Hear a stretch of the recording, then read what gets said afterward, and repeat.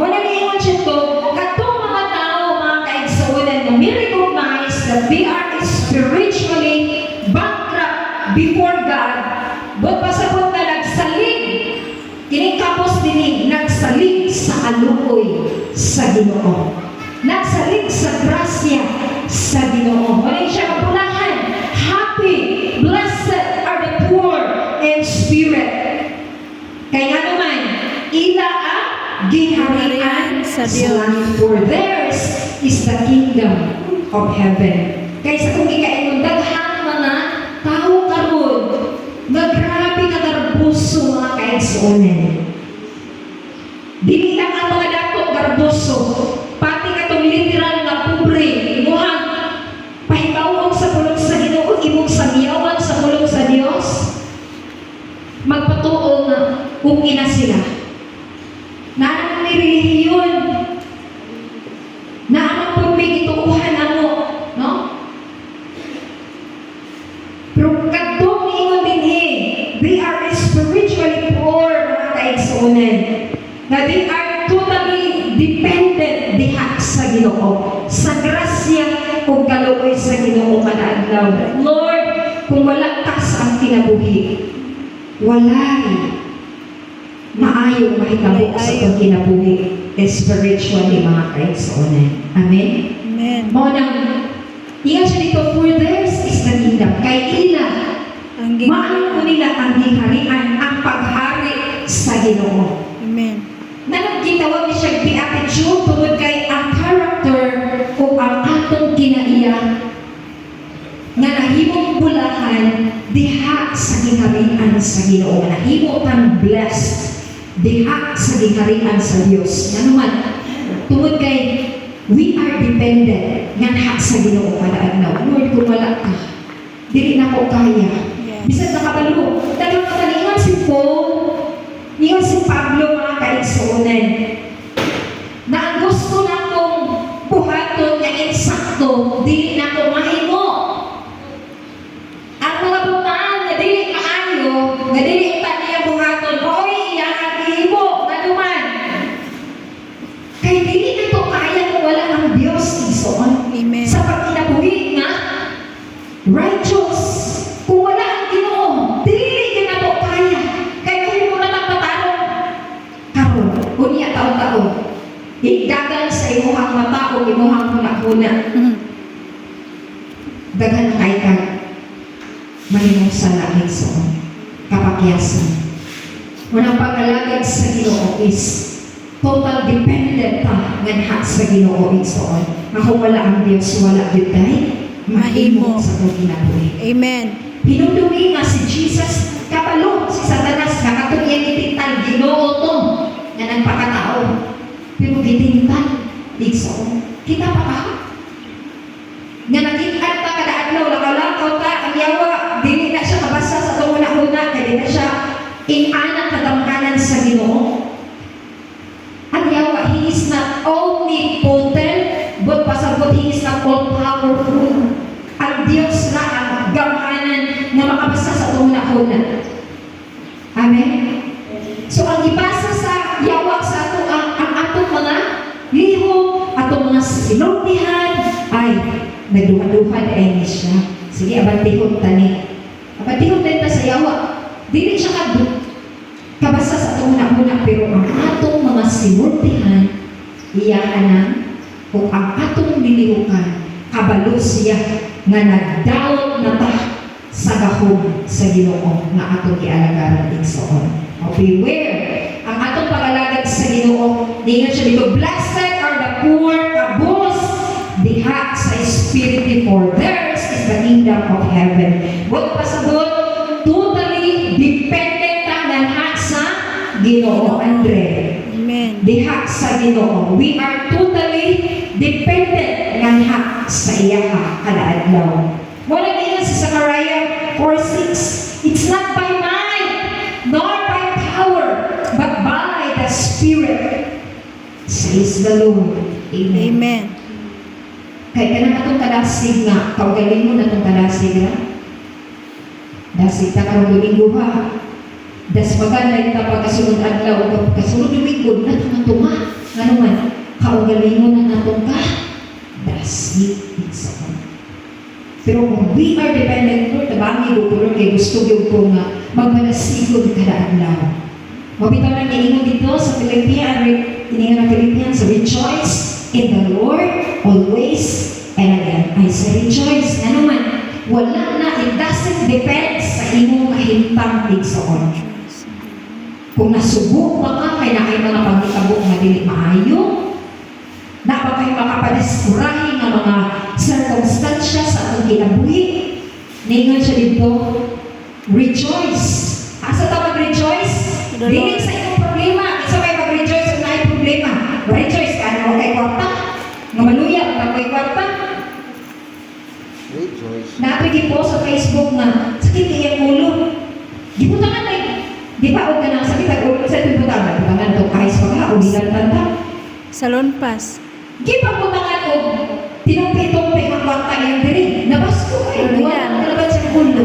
Ano naman, makaluya ang mulay kwarta. Pero it doesn't depend on the circumstance. But I have to rejoice. Ano sa ka mag-rejoice? Diha in the Lord. Rejoice in the Lord always. Amen. Ba't pa sa buhat na kay kwarta, walay kwarta. Nag-away pa ka pa sa inyong bana, di mo ka ma-rejoice na mag-away ka sa tuang kauban sa kalino. Napangasaba ka. Walay nag-rejoice ka na. Pero naingat siya dito, I have to rejoice in every circumstance. Kana atong kadasig igsoon. Ayaw, idepende sa imuhang kaugalingon kung dili i-base na sa pulong sa Ginoo. Amen. Amen. Mahimo ka madasigkon, bahalang pila ra ta kabuok igsoon. Kaya wala ta nagkulang sa atong mga pagpahimangno. Wala ta nagkulang sa ato ang mga pag-ampo. Muna giingon sa pastor nga nag-comment siya kahitungod sa panghitabok sa ato ang nasod na grabe ang korupsyon.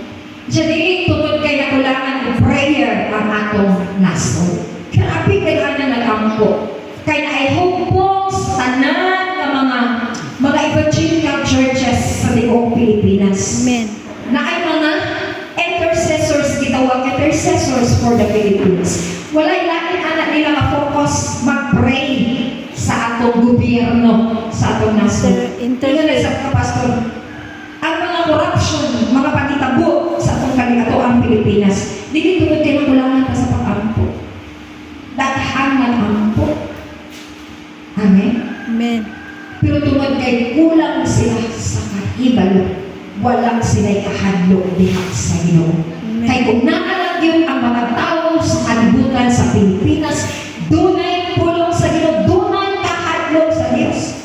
Mahadlok yun na sila mangawat igsoon. Kay una-una nila na naay nakakita. Pwede sila karon limot to the max yun ang mga gipangsangkot igsoon from Ginoo. Kung naay kahadlok sa Ginoo, walay usang mga makatago mga kaigsoon. Amen. Mo nang diha sa pulong sa Ginoo kada adlaw. Wala ta na kulangan, tanang taghang nagwanid sa kasa. Plus kung magbasa pag kita kay dinipulong sa Ginoo, daily bread mo gini nato. Pagkaon mo gini nato kada adlaw. Kung dili ta kalimot o kaon sa buntag sa ato ang pamahaw, bodengog mo gid atong tingay. Duguok. Inana pulong ta ang pulong sa Ginoo. Lord, daily bread mo gid ini. Ningon si Jesus ang nag-declare. Once na si Jesus ang ingon, tinuod na, authentic na siya igsoon.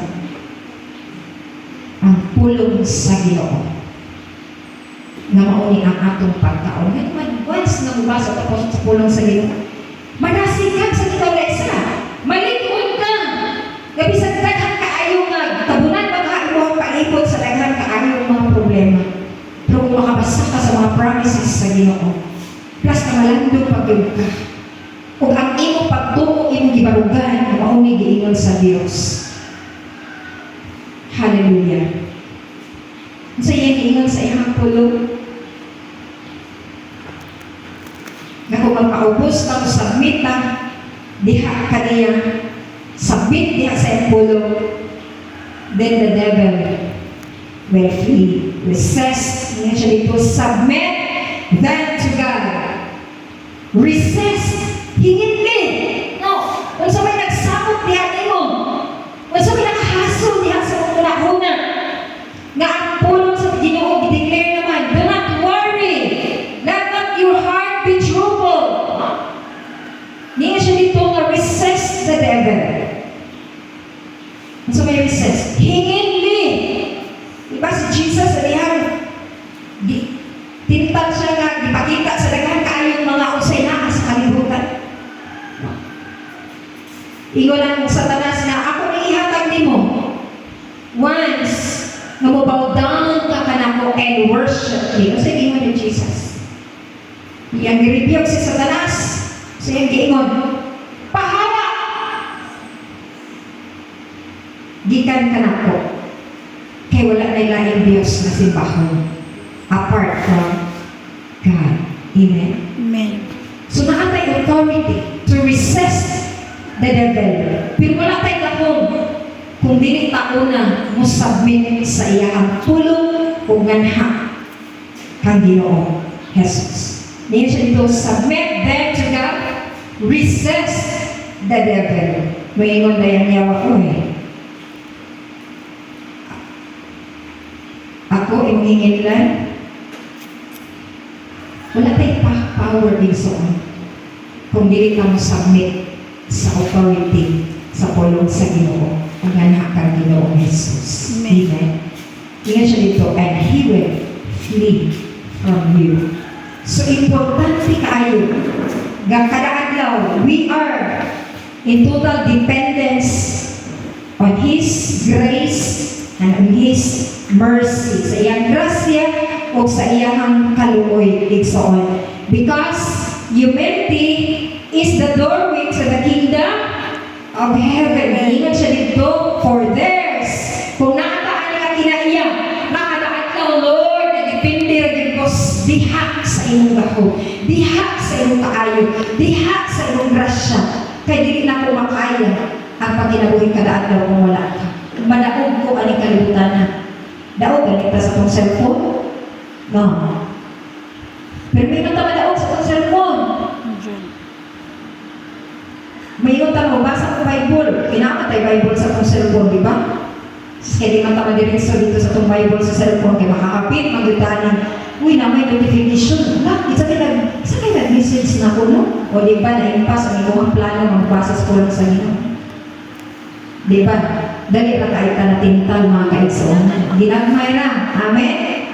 Pero, makapalayo na to diha sa ato ang pakikomunyon nanha sa Ginoo. Amen. Abantay ba mo na igsoon? Daghan yung makapalawan tumulong tanan sa Ginoo. Amen. Muna we are in total dependence diha sa grasya sa Ginoo kada adlaw. Hallelujah. Dito siya dito. Kay ganun nga kung nakataan nila attitude, we are in total humility, mga kaigsunan. Humble at tubangan sa Ginoo. Lord, tabangin niya ako karong adlaw. Grasyahin niya ako karong adlaw, Ginoo. Na ako'y kinayaan ni Ginoo. Ingat siya